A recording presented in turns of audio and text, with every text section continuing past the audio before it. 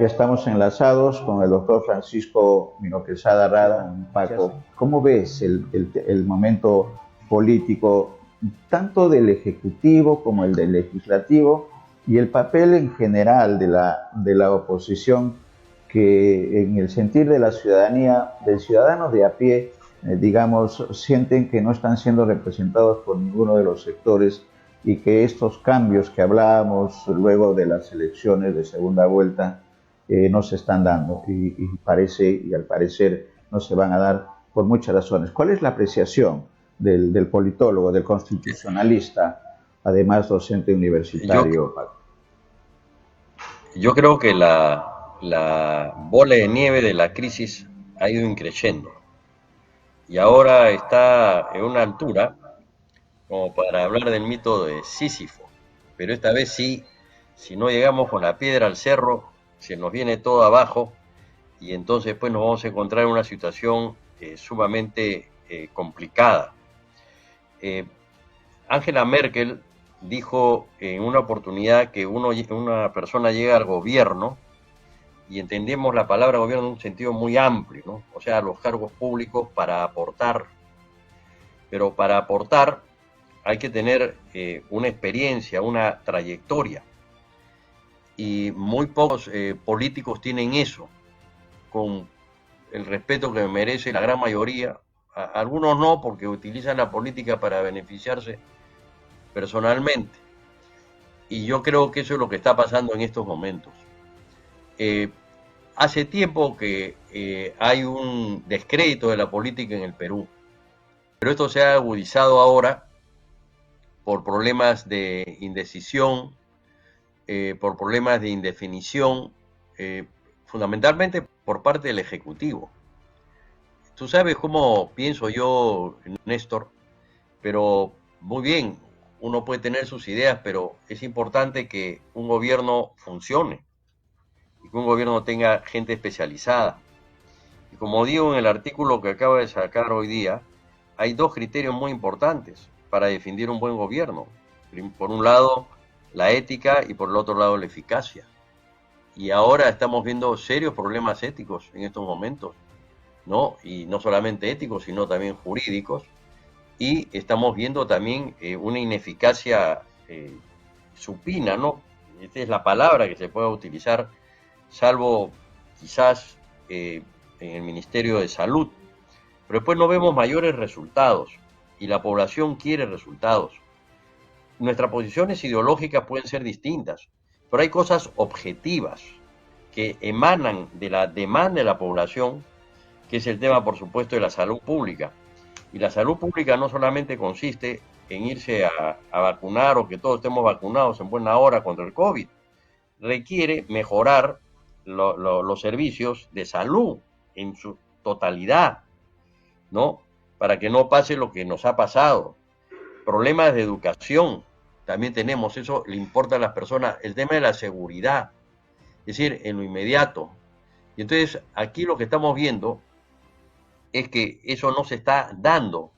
La gente está viendo que no hay soluciones a una serie de problemas que se han agudizado como consecuencia de la pandemia en sí misma y como consecuencia de algunas políticas, no todas, pero algunas políticas, a mi manera de ver, erradas, que se tomaron desde el momento en que ya hace 2 años se inició la pandemia. Entonces, ¿qué pasa cuando un presidente nos dice que ha llegado al gobierno para aprender?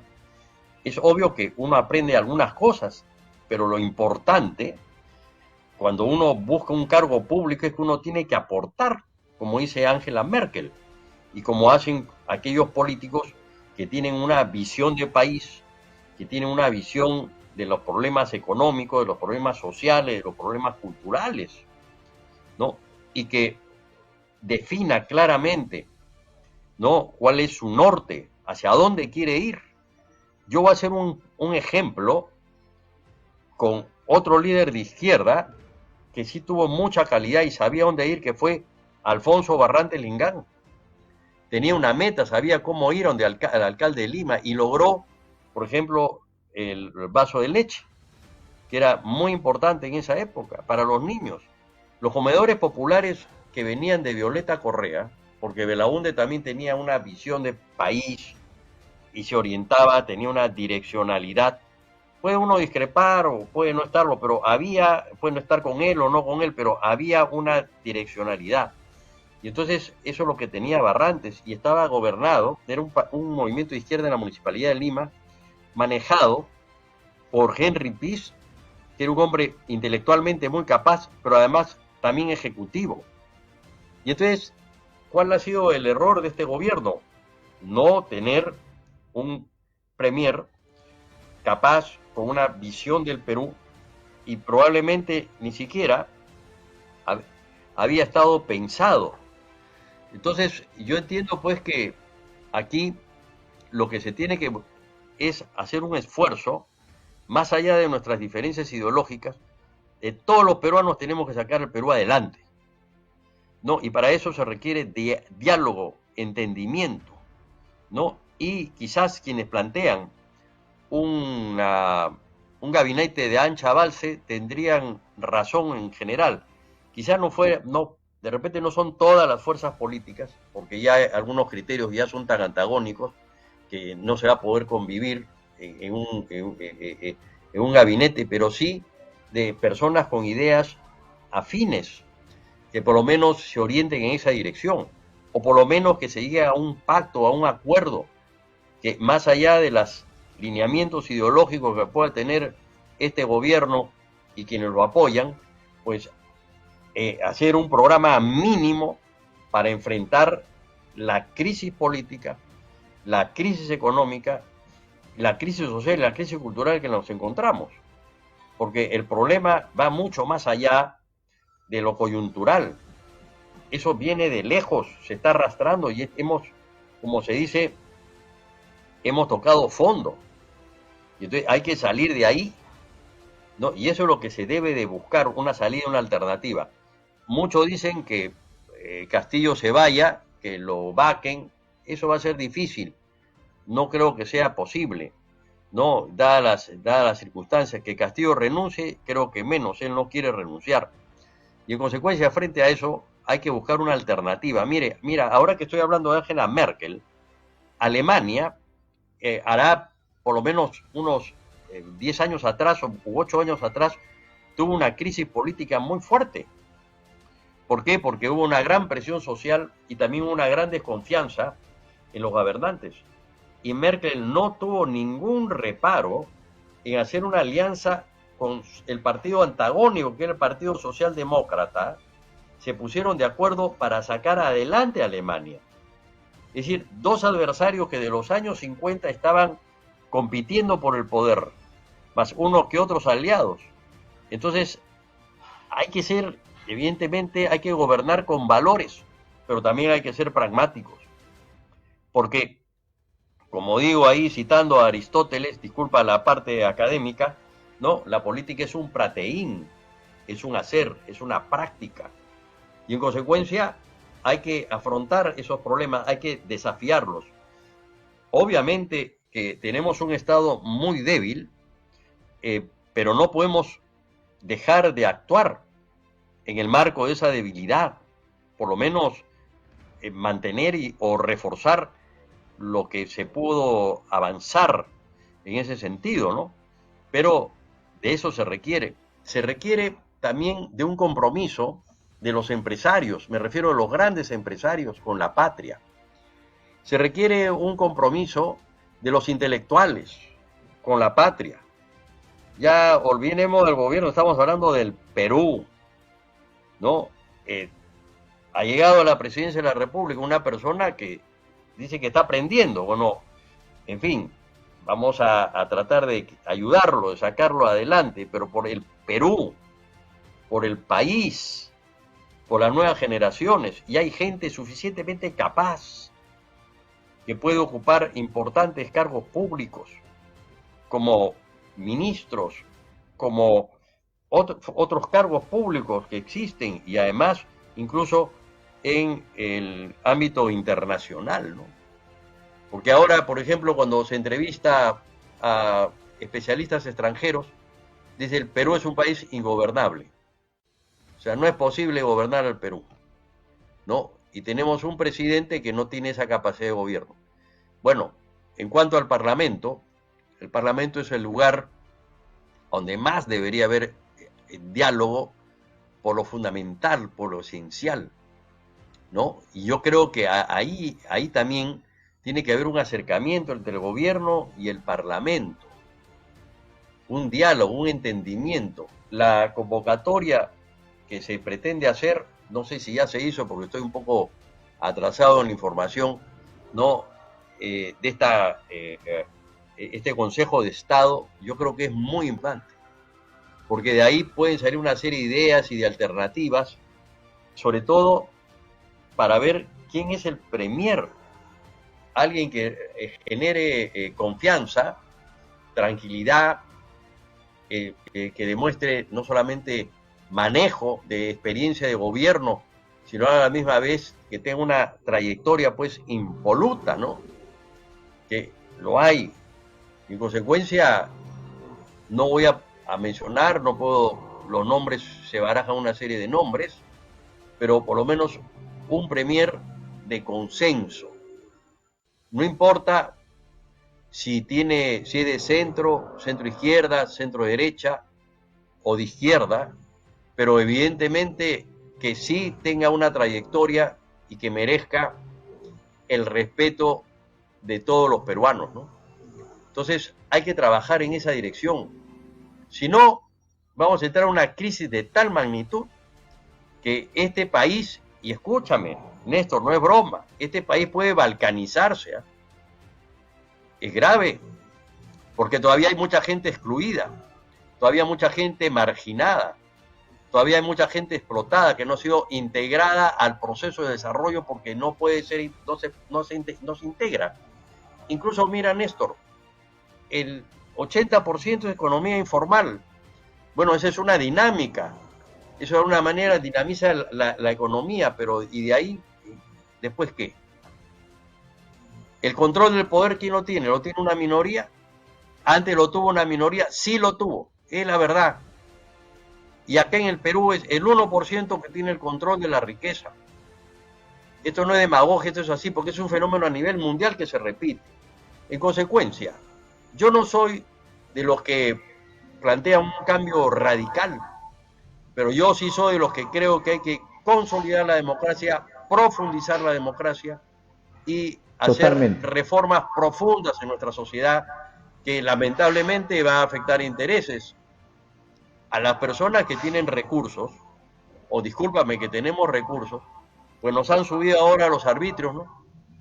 Lo tendremos que pagar, pues, en la medida en que obviamente el servicio municipal sea eficiente, porque también tenemos derecho a exigir. Lógico. ¿No? Entonces, si hay aumento de impuestos para que los más ricos aporten más en beneficio de los más pobres, en buena hora, siempre y cuando el Estado cumple ese rol. Pero también, Néstor, discúlpame que me mande este rollazo, me preocupa mucho el tema de la corrupción. Es gravísimo. Ha habido repartija de cargos, hay clientelismo. Tiene que darse una ley en contra de eso. No, o sea, acá se han repartido cargos entre patas, entre amigos, entre paisanos. Yo veo que el presidente Castillo tiene una visión parroquial de lo que es el Perú y no tiene una visión universal de lo que es el Perú.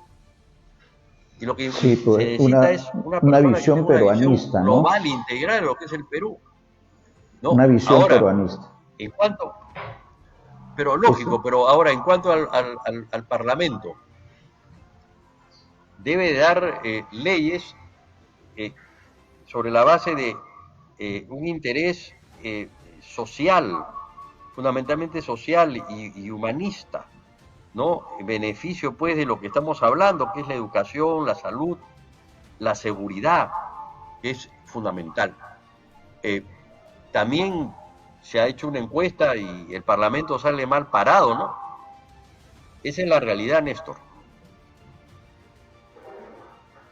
Sí, hay tareas, Paco, y excelente, y gracias por la amplitud de la explicación, un poco la catarsis de lo que está ocurriendo y las soluciones sobre todo que se tienen que hacer. Yo creo, coincido contigo en que hay que despojarse el legislativo, el ejecutivo y las instancias de la sociedad que tienen que ver con esta situación, despojarse de sus ambiciones individuales y pensar en función del Perú, en función de los que menos tienen para empujar el carro. Eso es un tema bastante difícil, pero creo que con el comentario, he estado revisando el artículo que ha aparecido en el Congreso, en el Comercio, perdón, en el diario, y coincido, lo estoy leyendo recién, y ahí lo tenemos en el medio, Aprendiz de Brujo, y que tiene mucha significación. El simbolismo es importante, en la vida siempre se aprende, pero quien pretende la máxima magistratura de un país por lo menos debería tener una idea clara sobre en qué se está metiendo. Y más abajo está, creo, la clave. Un buen gobernante debe reunir tres condiciones: ser creativo e imaginativo, ser un gestor eficaz y tener metas claras para saber también cómo llegar a ellas. Excelente. Y eso es lo que lo has explicado, creo. Pero ¿qué falta? El compromiso. ¿Cómo empujar a los actores, Paco, con la experiencia de la docencia? Ya te has referido a los clásicos, y Platón también habla sobre el tema de la política, ¿no es cierto? Usted es el maestro, y yo soy el sanmarquino que en algún momento ha ido a alguna de las clases de Derecho, muy cerca a Letras, y se habla de la política de Platón. ¿Cómo hacer, Paco, en este escenario actual, con un presidente que reconoce que no está preparado, con un equipo de asesores que entendemos no son también los más preparados, que lo han hecho cometer errores, para que todos, no solamente el Ejecutivo, sino el Legislativo, en las instituciones democráticas que tienen que ver en el tema, puedan unirse y empujar el carro en una sola línea? Es una etapa y es una pregunta difícil, pero apelemos a ver cuáles pueden ser las salidas a lo que decíamos al inicio de la entrevista, Paco. ¿Cuál es optimistamente, ¿no? Optimistamente, todo tiene solución, todo tiene salidas, y hay que buscar nada más el punto medio. Y el ejemplo de Alemania, de Angela Merkel, me parece excelente, de lo que se hizo, de lo que dice Angela Merkel y de lo que ocurrió también en la historia, y hay que aprender de la historia, en estos casos, de la historia de Alemania. Paco. Bueno, yo te agradezco por decirme maestro, pero yo no soy maestro. El único maestro es Jesucristo. Yo soy profesor. Y mira, en realidad aquí lo que hay que buscar es espacios de consenso. Pero los espacios de consenso se construyen. Va a ser una cosa complicada porque, por un lado, hay posiciones muy antagónicas, ¿no? Y hay visiones de la economía, de la política y del Estado muy distintas. Entonces, digamos que el arte, ya que estamos hablando de aprendiz de brujo, o sea, la magia de ver cómo podemos juntar todos estos elementos para que puedan funcionar adecuadamente. Entonces, digamos que voy a dar un ejemplo, ¿no?, de la Segunda Guerra Mundial, que al final, cuando concluyó, se reúne a Eisenhower y Churchill, que eran capitalistas, democracia liberal, y Stalin, que era un tirano, era un monstruo, pero tuvieron que hacerlo, ¿no?, para derrotar pues a otro monstruo, ¿no? Claro que vino ahí el reparto de Europa, y en fin, otros problemas, y la Guerra Fría, pero a veces, por el bien del mundo, y en este caso por el bien del Perú, hay que ceder. Y ya que muchos de los que acompañan al presidente Castillo son marxistas, les voy a recordar una frase de Lenin: dos pasos adelante, dos pasos atrás, un paso adelante y dos pasos atrás. O sea que imponer en estos momentos en el Perú es grave, porque todo intento de imposición es el uso de alguna manera de presión a personas que piensan distinto. Y hay una cosa muy importante, que siempre lo digo en mi cátedra cuando hablo del discurso político.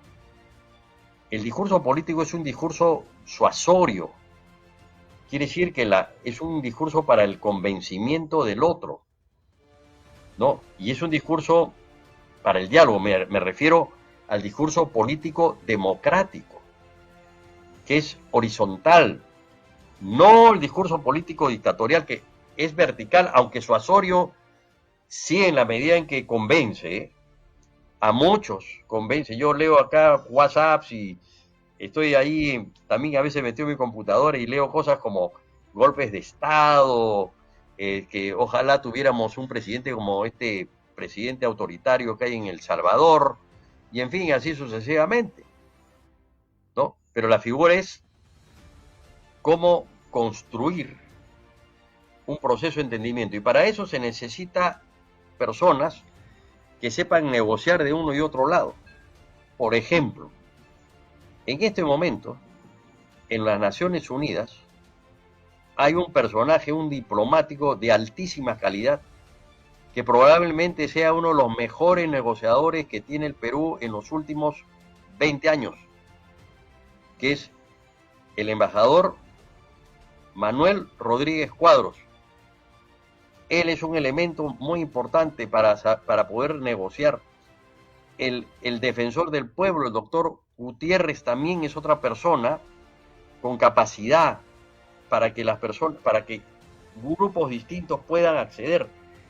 Yo me animo a convocar a Monseñor Castillo, que también es importante para el diálogo, o a Monseñor Barreto. Hubo ya una oportunidad en donde se dio una convocatoria donde fue Keiko Fujimori, fue Pedro Castillo, y estaba ahí Monseñor Barreto. No, esto fue en el colegio médico. O sea, por ejemplo, un personaje como Max Hernández, que pueden convocar al diálogo, al entendimiento, de personas que obviamente quieren salir de esta crisis, porque si no, nos vamos a seguir hundiendo en el fango y no vamos a tener salida posible, salida democrática posible. Ya lo han dicho acá otros colegas, por ejemplo el doctor Tanaka, una salida pero en la regla del juego de la Constitución, en el marco de lo que establece la Constitución, la norma, es decir, una salida democrática, que se requiere tiempo, paciencia, espacio para dialogar, por supuesto. Pero una salida de otra naturaleza sería quedarnos ante la comunidad internacional. Sería mucho peor. Es obvio también que veo yo algunas manifestaciones autoritarias, digamos más de conducta, ¿no? En el contexto de algunas dirigencias políticas y en el mismo contexto del gobierno, ¿no? Que evidentemente, digamos, no quieren dialogar con la prensa, se escurren un poco, y uno se pregunta, ¿pero por qué? Cuando una persona no quiere transparentar es porque esconde algo. Si tú, Néstor, me invitas aquí y yo no te acepto, pero nunca, nunca, ¿no? Es porque no quiero pues dar a luz algunas cosas, no quiero transparentar. Y una de las características fundamentales de la democracia, pero no solamente de la democracia, sino para luchar contra la corrupción, es la transparencia. Esto ha quedado totalmente demostrado a raíz de todo este estudio que hay sobre la corrupción en el mundo, que incluso hay hasta calificaciones de niveles de corrupción. Perú está muy abajo, ¿eh? O sea, hay de 10 a 0, Perú está en 3, estaba en 5, pero igual hay corrupción. En cambio, Chile está en una situación mejor. Los niveles de corrupción de Chile son iguales que en los Estados Unidos. Y hay países, mientras más transparente eres, menos corrupción. como los países escandinavos, por ejemplo. Entonces, ¿qué es lo que hay que hacer? Transparentar, porque además hay una cosa, cuando no hay transparencia, cuando el presidente no nos dice las cosas como son o como él cree que son, viene la desconfianza. ¿Qué esconde? ¿Por qué no me informa? Yo sé que en el Perú no hay una cultura de accountability, como se dice en los países anglosajonos, no hay una cultura de rendición de cuentas. Hay que generar una cultura de rendición de cuentas porque ni el alcalde te rinde cuenta de su gestión, ¿no? A veces le digo a mis alumnos, un poco en broma, jugando, que llamen a su municipio y que hablen con la secretaria del alcalde y le digan, quiero hablar con el alcalde como vecino. ¿Y por qué? Porque quiero que rinda cuentas. ¿Cómo? Sí, quiero que me rinda cuentas de su gestión, ¿no? A ver cuántos baches ha podido pues tapar, cuántas pistas ha hecho, cómo va el regado de jardines, cómo tiene bien a los parques, qué juego le pone a los niños en los parques, en fin, una serie de cosas, ¿no? Entonces, no hay cultura de rendición de cuentas. Y eso significa que en el fondo hay un inconsciente también autoritario que está en nosotros, ¿no? De no rendir cuentas de la gestión que uno realiza. ¿Por qué? Porque ahí uno transparenta. Y cuando uno rinde cuentas, unos estarán a favor, pero algunos otros criticarán, pues, ¿no? Y si el presidente rinde cuentas el 28 de julio, es porque la Constitución lo dice.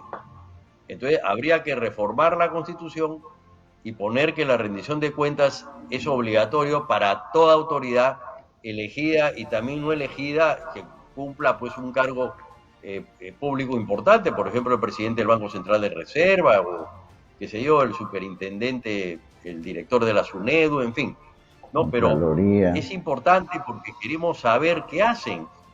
Mientras más misterioso es el poder, fíjate, cuando tú analizas las monarquías teocráticas, como la de Egipto, la misma del imperio de los incas, y en fin, esas monarquías eran totalmente cerradas. Estaban de espalda al pueblo, no rendían cuenta de nada, de su gestión, de nada en absoluto.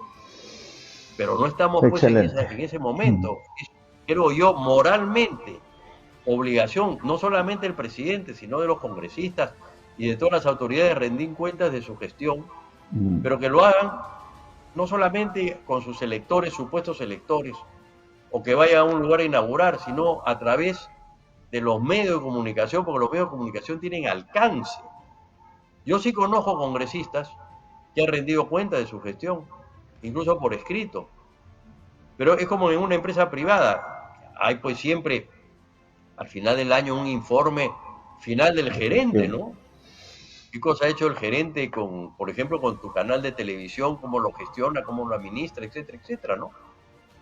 Eso es para que sepamos y mientras sea todo misterioso, ¿no? Mientras siga el aprendiz de brujo, mientras el aprendiz de brujo no se convierta en brujo, mientras exista oscuridad, la eso, cosa pues entonces vamos a estar siempre con la duda, ¿no? Totalmente de acuerdo. Está quedando, creo, en la memoria de nuestros televidentes varios conceptos, y en el caso nuestro creo que hay dos: consensos y transparencia. Creo que los consensos hay que empezar a trabajarlos. Nos parece también acertado, Paco, el considerar a personalidades, ¿no? Estamos hablando de Manuel, el embajador Rodríguez Cuadros, del defensor del pueblo Walter Gutiérrez, de Monseñor Castillo, Monseñor Barreto, que pueden asumir esto que estamos pidiendo. ¿Quiénes asumen este liderazgo? Se puede convocar, por ejemplo, perdón, Néstor, disculpa, sí, a la persona de la calidad de Francisco Sagasti, de Max Hernández. Hay muchas personas de mucha calidad, de Richard Webb, con mucha experiencia, que pueden contribuir con el país. Esperemos, bueno, nosotros esperemos, creo, con el optimismo sanmarquino, Paco, que el Ejecutivo, el presidente, esté trabajando estas opciones, y en todo caso nosotros creo que tenemos alguna presencia, nos escuchan y nos ven en algunos sectores importantes y que el mensaje tuyo, gracias en nombre de los televidentes de BIS Televisión, Paco, por esta clase magistral de lo que tiene que hacerse en estos tiempos y hacerlo ya, porque la balcanización, como bien señalas, es un peligro latente y eso creo que nadie que tenga menos de 45 años va a aceptarlo, que tenga más de 45 años lo va a aceptar porque ya hemos vivido esa etapa que nadie quiere que regrese. Gracias, Paco. Gracias por esta nueva oportunidad con nuestros televidentes y espero que podamos conversar lo más rápido posible cuando veamos visos la luz al final del túnel, que creo que eso es lo que se impone en estos tiempos tan difíciles. Si hubiera algo más, Paco, adelante. No, pues tú dices eso de la luz al final del túnel y tiene que haber una salida, pero la salida no es de un jugador, es de todo un equipo. Aquí es un tema de entendimiento de lo que está pasando y un tema de buscar una solución. No es buscar la destrucción del otro. Una famosa politóloga belga, Chantal Mouffe, habla de la agonía de la democracia, o sea, la democracia es agónica, del griego agónico, hay lucha por el poder, pero el que está ahí no es un enemigo, es un adversario. No lo veamos como un enemigo, no lo eliminemos de raíz. Es un adversario que es persona con otras ideas distintas. Claro. Pero dentro de uno y otro puede haber perfectamente entendimiento respecto a aspectos fundamentales, puntuales, y que el Perú necesita urgentemente de que sean resueltos. Correcto. Cambio de mentalidad también. Ese es cambio de mentalidad que necesitamos.